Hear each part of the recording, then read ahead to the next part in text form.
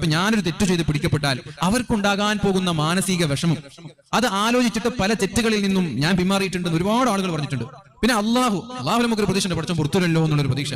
എന്നാൽ മാതാപിതാക്കൾക്ക് ഒരു അപമാനം ഉണ്ടായാൽ മരിക്കുന്നത് വരെ അവർ കണ്ണീരുകൊണ്ട് അല്ലെങ്കിൽ നമ്മളെ കുറിച്ച് ആലോചിച്ചൊരു വിഷമം അവരുടെ കൽബിൽ ഉണ്ടാവില്ലേ എന്നൊരു പേടി കാരണം. ഇതാണ് ഈ കുടുംബ ബന്ധം ചേർക്കാൻ ഇസ്ലാം പറയാൻ കാരണം. ഇപ്പൊ സ്കൂളിലും കലാലയങ്ങളിലൊക്കെ നിങ്ങൾ ചിന്തിച്ചു നോക്കി എന്താ അവിടെ നടക്കുന്നത്. ക്യാമ്പസുകളിലും കലാലയങ്ങളിലും ഇപ്പൊ സ്വതന്ത്ര ചിന്താവാദികളായാലും യുക്തിവാദികളായാലും നിരീശ്വരവാദികളായാലും അവരൊക്കെ കുടുംബത്തിന്റെ കെട്ടുറപ്പ് തകർക്കാനുള്ള പരിശ്രമത്തിലാണ്.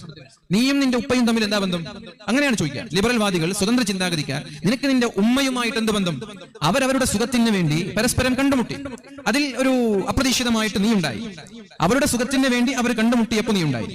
അതുകൊണ്ട് നിനക്കെന്തിന് അവരോട് കമ്മിറ്റ്മെന്റ് വേണം? അവരോട് നിനക്ക് എന്തിനൊരു ബന്ധം വേണം എന്ന ഒരു ചോദ്യം ഇന്ന് ആഗോളതലത്തിൽ ഉയർന്നു വരികയാണ്. നിനക്ക് നിന്റെ ഉമ്മയോട് കടപ്പാടൊന്നും വേണ്ട. നിനക്ക് യുവർ ഡ്രസ് യുവർ ചോയ്സ്, നിന്റെ വസ്ത്രം നിന്റെ തീരുമാനമാണ്. Your sex your choice.